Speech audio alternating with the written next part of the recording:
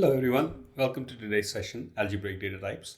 Hi, my name is Chandra. I'm a Java champion. I'm a Jug leader at 2 Java user groups, and today I'll be talking about algebraic data types.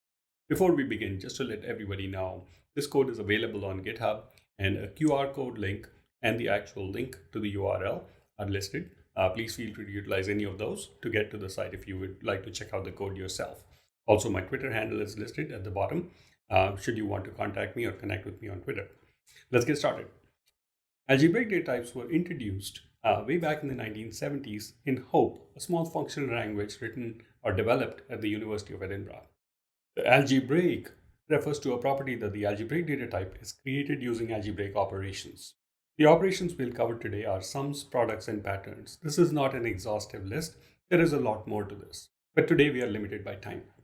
A sum is an alternation. For any three values A, B, and C, it implies A or B or C. No combination. A product, on the other hand, is a combination.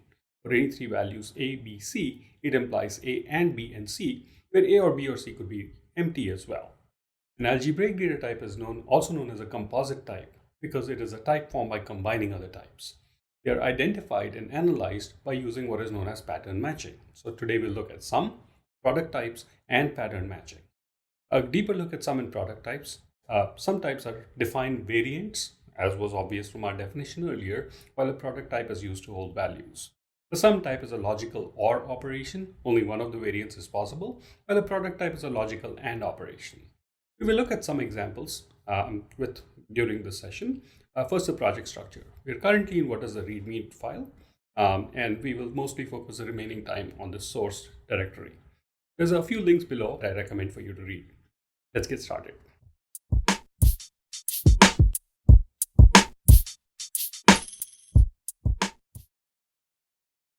Let us start with enums. Enums are sum types. Java.lang.enum was introduced in Java 5. Enums are a collection of final singleton instances with an ordinal associated with each enum value. Creating an enum is quite simple. Looking at creation of an enum, here is an enum with 4 enum values declared, Q1 to Q4. You notice that they have a description, which is marked as a final attribute below. Notice that the attributes can only be declared after the enum values and not before. Same goes for constructors and any other methods that exist on the enum. Now, each enum value is associated with an ordinal based upon its numeric sequence within the enum declaration itself. So the first enum is marked as enum 0, and the second one is marked as enum 1, and so on and so forth. Going back to the code, notice that you can set a value of an enum using the dot operator pointing to the enum value that you would like to access. Let us also start by running this example so we can compare the outputs. So looking at our outputs, we are able to print out an enum using its equivalent of toString that prints the name of the enum. Enums can be compared using the equals operator. In fact, the enum class does exactly that. And this is done by comparing the ordinals. So this value is always constant, and an equals a primitive can be used on this. Here is a switch case example. Likewise, with switch cases, you can switch case on an enum variable, and you can do a case for each one of the enum values. This is an exhaustive list because I have a finite list of enums. One can iterate over enum values using the values method. This method is added by the compiler. So using an enum.values allows you to iterate over an array of enum values, which is what is the case on output number 4. You notice that we print out all the enum values. Enums can also be set using string equivalence via the value of method. There are two formats possible, either directly on the enum itself using an enum name.valueOf and passing in the string that represents the enum value. This is how output number 5 should print out Q2. The base enum class also provides a value of by passing in the specific enum you are looking for and the value you would like to set. So both of these options exist, so 5 and 6 should print Q2 and Q3 respectively, as we can notice from the outputs. Enums can define abstract methods and implement them. So an enum can declare an abstract method, then the enum value implements such an abstract method. Let us look at an example of using abstract methods, which is an enum declared as 1, 2, and 3 being the values, and they override an abstract method descriptive text that is declared further below in the enum. Going back to the code, you notice that abstract methods can be printed out very similar to how we were printing out the original enums. You can invoke the abstract method since it is public. You can also print out the name and the ordinal values of the enum. which is what we do in outputs 7, 8, 9, and 10, as is evident from our outputs.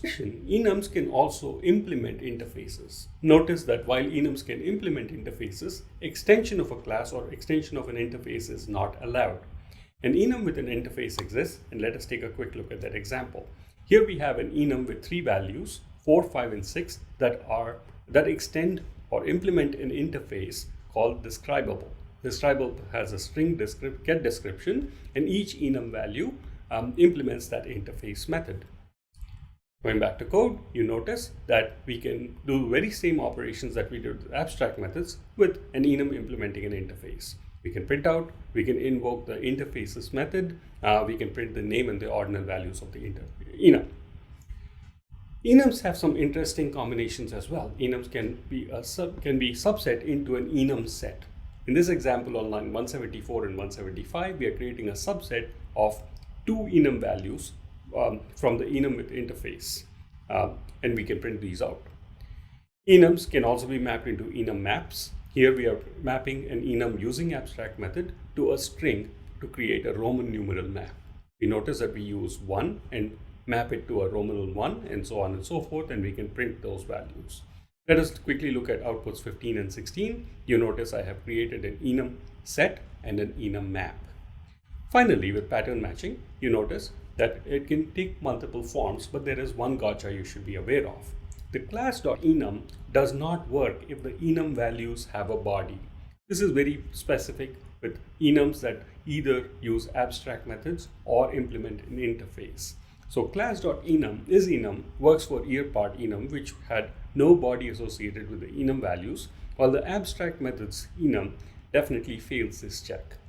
In order to ensure that you're working with an enum, you can also use an instance of method that is available to all objects, or a class.isAssignable from, by extending from the enum base class, and that is another way to identify that the object you're using is actually an enum.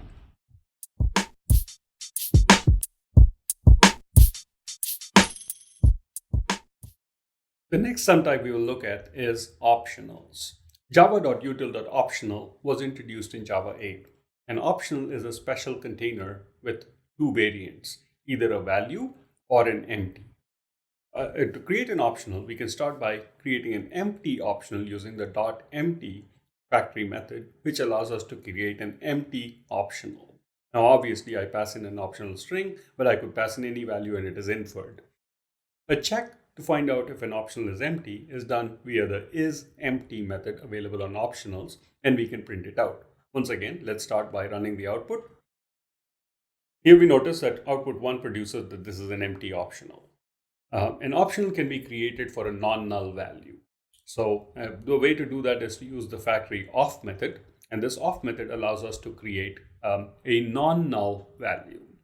We can also check the value by calling a get method. There are some constraints or concerns with using a get. An optional was created to avoid the null pointer exceptions that are very frequent with values that can potentially end up being null. Using a get without some sort of a constraint check can result in the null pointer exception manifesting itself, so please use caution. It is also possible to create an optional with an initial null value. This is done by using an off nullable. Passing a null value to an off method will result in an error because it expects the value to be not null. An off nullable avoids or bypasses that. Here we create an integer nullable optional with a null value or a null integer. It is also possible to change the value of an optional at a later time, as is evident on line 39 and 40. We create an off nullable with a value of 11. We can check if the optional has a null value. This is the opposite of the isEmpty method, where I can check for an isPresent. And when a value is present, calling a get is a safe call. In addition, you can also use this as a lambda. In a lambda, I can use an if present operation, and if the value is present, I can invoke a consumer to consume the value of the optional. In this case, since my integer nullable optional is now set to 11, I can pass its value and print out something.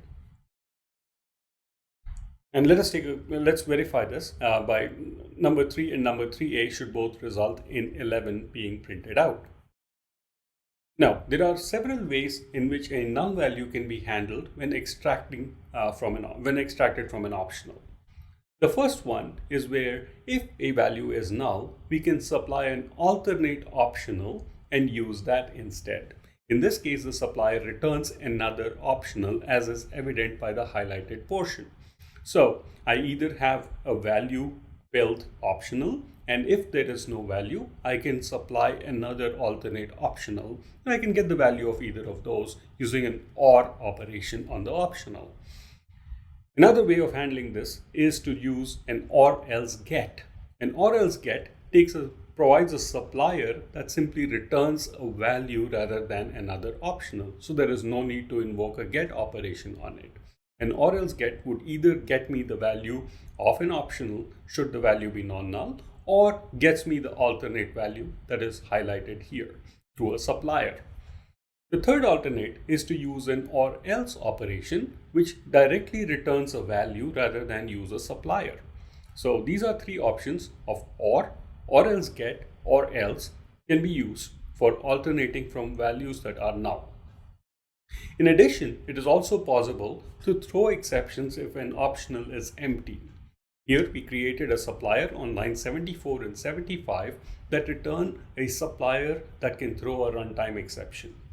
Should an optional have an empty value, it is possible to invoke either the value of the optional, which in our case is not true, and therefore an exception clause is reached through the or else throw method, where a supplier returns an exception. And that is what should be thrown. So number 7, that the optional is null. You can either handle a non-null value or an empty in an optional. It is possible that we don't know if the value is present or not, and handling both is done by using what is known as an if present or else. Should a value be present, a consumer can be invoked that consumes the value of the optional, and should the value not be present, or if the optional is empty, a runnable can be invoked. In our case, the integer optional, which had a value of 7, will cause the consumer action or number 8 to be triggered first, so we should see number 8 show up.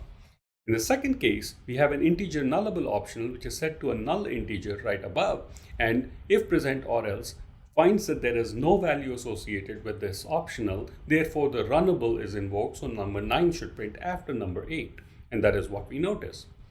In terms of pattern matching, optionals can be pattern matched using the standard instance of available on all objects or the class.isAssignable from by comparing against the base optional class.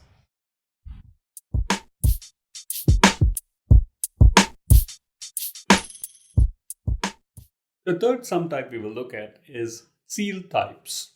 Seal types were introduced as a preview feature in Java 15, and they continue to be a preview feature in Java 16, which is going to come out soon. Now, with the addition of seal types, the benefits you get. You've always had final classes in Java. You've always had non-final classes in Java. Final classes cannot be extended. Non-final classes, such as classes with no extension modifiers or classes marked as abstract, only allowed for complete extension. Now, something with a finite number of extensions was never possible, or not possible with an easy construct in Java. Seal classes introduces that concept. When we're looking at seal classes, in this example, we notice that we simply go ahead and print out the get description from each of our classes. So there is not much in the actual main method for us to investigate.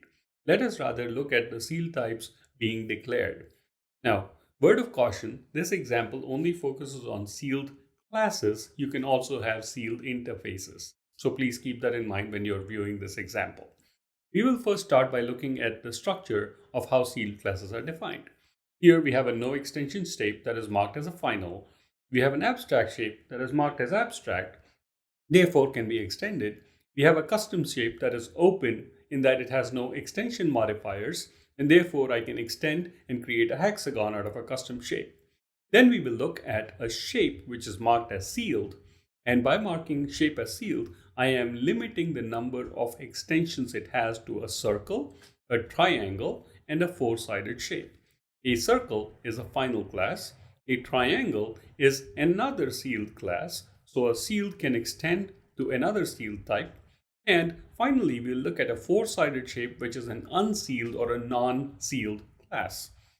Now, a sealed type can be extended further into a final, a sealed, or a non-sealed. And those are the examples we will look at. Here is the first example. We have a no extension shape. It is final, therefore cannot be extended. This was quite simple. This has existed in Java for a very long time. Next, we will look at an abstract shape. It, by being abstract, can be extended, and we have pentagon that extends from abstract shape.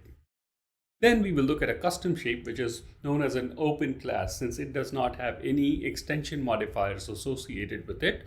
Thus, I can extend a hexagon from a custom shape. The most interesting aspect of this class is to look at the sealed types. Here I have a sealed abstract class shape, and it permits, which is a new keyword, permits a circle, a triangle, and a four-sided shape. Right below that example, I have a class octagon, which is commented out, that tries to extend shape. If I were to uncomment this code will actually complain because a shape does not permit an extension to octagon. And that is what sealed types do for us. They limit the number of extensions we are allowed. The first extension that we look at is circle, and a circle is marked as final. Any class that is permitted by a sealed type needs to be either final or sealed itself or become non-sealed. We will take a look at all three examples. Here is an example of a circle that is marked as final. The next class we will look at is a sealed class triangle that extends a sealed shape but permits further classes. These classes, once again, need to be either final or sealed or non-sealed. In our case, all these three classes are marked as final. Now, the third example we will look at for sealed types is a non-sealed class. So, a four-sided shape permitted by shape, which we can look at here, is marked as non-sealed. A non-sealed class allows for further extension. For all practical purposes, a non-sealed class is very similar to an open class or a no extension modifier class or type. And that is what we do with a four-sided shape. Now, you can notice that since I created a four-sided shape as non-sealed, I can further extend it to a rectangle, which can further be extended to a square. And that is what we will look at in our examples by running our code. So let us very quickly run our code and take a look at this. So we have the first final non-extension shape that we looked at. We have a pentagon that is extended from abstract shape. We have a custom shape, and we have an open hexagon that extends custom shape. We have a final circle from a sealed shape. We have a sealed triangle from a sealed shape. And further, this sealed triangle permits equilateral, isosceles, and scalene, which are marked as final. Then we non-seal from the sealed shape to a four-sided shape, from which we can further extend to a rectangle or a square. Looking at pattern matching, it follows the standard pattern matching logic of instance of and a class.isAssignable from constructs in order to pattern match.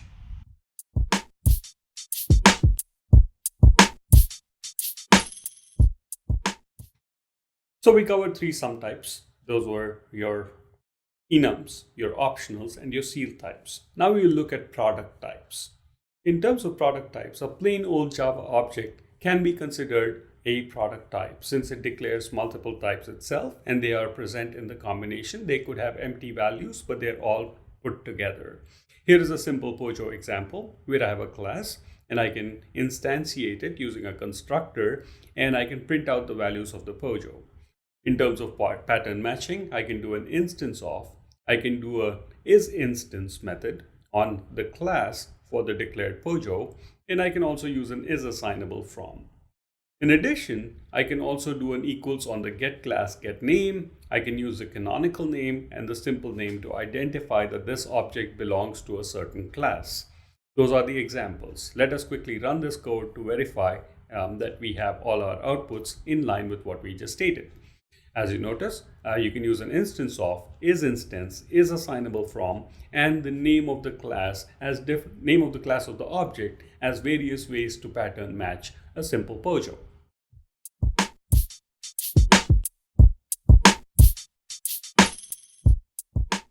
The second product type we will look at are tuples. also known as tuples. There are different ways of pronouncing it. I prefer tuple. A tuple is essentially a class or a holder that contains several objects. Now, using generics has made usage of tuples possible and much more easier. So here is an example where we are printing out a tuple of a pair, another pair, and a twin. Let us, rather than look at the code in the main, let us go look at how these tuples are declared. Here is a pair tuple that declares a generic that takes in two values of type T and type U. T being the first, U being the second. And here we have a get first and a get second method, and we are able to print that out. A twin is a special kind of tuple in which you only declare one type and you have two values that match the same type. There are many other examples of tuples. We've just limited ourselves to two here. A tuple is any holder with different values. In our main method, we notice that we have a pair of an integer and a string declared, and we create a pair with the numeral 1 and the string 1. We can print the integer pair using the toString method on the pair. We can print the first value and the second value. Likewise, in the second example, we have a pair of a string and a boolean declared as a string and a boolean.true. Likewise, we can print the entire pair. We can print the first and second value. Notice that I still use the pair class, except my generic types are different in both cases. This is one of the benefits of using tuples. You can specify the generics and therefore create tuples of different kinds. A twin is a special tuple, a special pair for that matter, where I simply declare one type and I can have two values of the same type. Here I have a twin that declares 1 and uno. I can print the twin and I can print the first and the second values of the twin. Let's quickly run this example to verify all our outputs. We notice that I have an integer string pair. I print the first value as the numeral 1 because it's an integer. I print the string 1 because it's the second part of the pair, and that proves the integer string pair works as expected. Likewise, with the string boolean pair, I have a pair that is declared as a string and a boolean value of true. The first prints a string because it's a string boolean pair, and the second prints a boolean because it's a string boolean pair again. A twin, which has both its types being the same, has a 1 and an uno declared, and the first gets me a 1 and the second gets me an uno.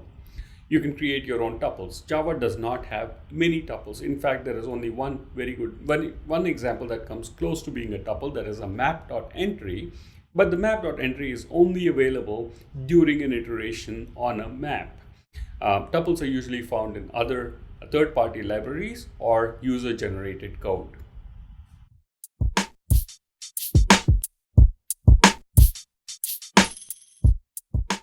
The third product type we would like to talk about are records. Java.lang.record was introduced in Java 14 as a preview feature. A second preview was introduced in Java 15 with the addition of local records. Records are implicitly final. You cannot extend records. They cannot be abstract. And records are by default immutable, so no mutators or setters are allowed on records. Here is an example of a simple record. But before we begin, let's start by running our code and ensuring that we are syncing up with our outputs. Here is a creation of a simple record. A simple record can be created on one line with just creating a record, a simple record, and passing it the values that you intend to hold in that record. And when you print that record, you notice that you get the outputs of both the attributes that are listed for that particular record. Now, in addition, a record accessors do not have a get prefix. As was common with Pojos, you would declare an attribute and you would have a get attribute and a set attribute. With records, you skip that get part and you simply use the name of the attribute with a parenthesis to access the value. There are no mutators on records. It is immutable. So here is an example where I can get the value by just using the attribute name followed by parentheses to get the value out. Records can have compact canonical constructors. Here is an example. A compact canonical constructor essentially is a full constructor with all attributes that are used in that object, except you don't have to specify them in parentheses. The arity does not need to be specified in the signature. This is very useful for either validation or for running some other tests. on the object that you're creating. We will look at a few examples. Here is a record with compact construction that allows to check for null values. There is a valid record which has both values as being non-null and therefore is considered a valid record. In the second example, I pass one of the attributes as null, and since the validation looks for required non-null, it throws a null pointer exception since one of the values being passed is null. And that is how you create an invalid record, and it says it has a null value for the field that is checked as non-null. Also, other forms of validation include you being able to validate certain values while creating a record, as is shown in the constructor exception record, where if the integer value does not meet the constraints we look for, we can throw a custom exception as is denoted below. And you notice, since we pass in a value that is less than 0 for our integer, we throw an exception and that's what gets printed out. Records can have multiple constructors. There is not a limitation that you only stick with the compact constructor. However, the constraint, they have to call the full constructor in turn. Here is an example of a record with multiple constructors. Here you notice that I have a record that takes two attributes, a string value and an integer value, and I have a record that takes a single constructor of a string value. It does have to pass the other and call it this method that takes the full constructor and sets in the values for all the attributes. Next, let us take a look at how it prints out. You notice that I can use a partial constructor with an S, which prints the default value for the integer value portion of it, which is denoted in number 6. It passes the integer value of 0. And the second constructor takes the full arguments, which is S and 7, and therefore prints that out as well. Records can implement interfaces. Here is an example of how a record can implement an interface. You have an interface describable that has a getDescription method. Here is a record that takes two attributes and implements a describable interface. You have to overwrite or implement the interface right below, and that is how you get to access it.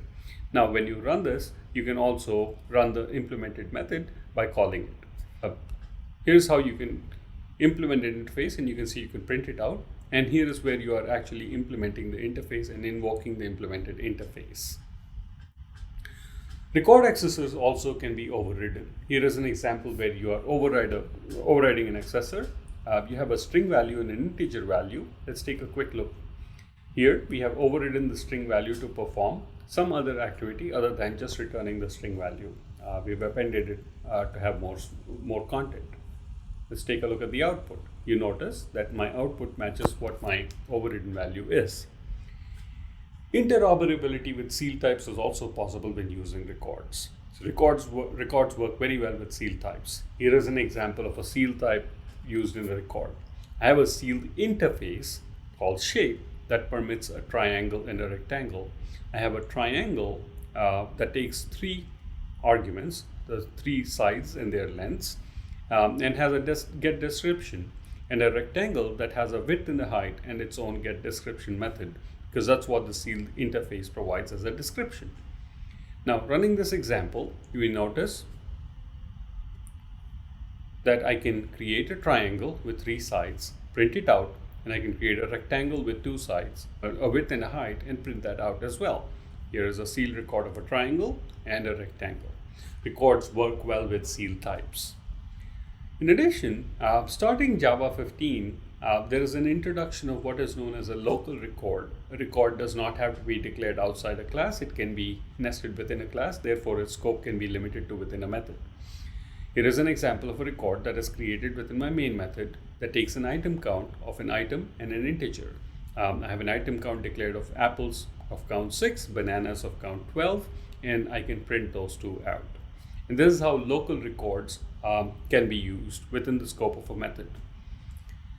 In terms of pattern matching, records have pattern matching logic with an isRecord available on the class. The class has an isRecord method, and you can also use the standard instance of and an isAssignable from the class itself.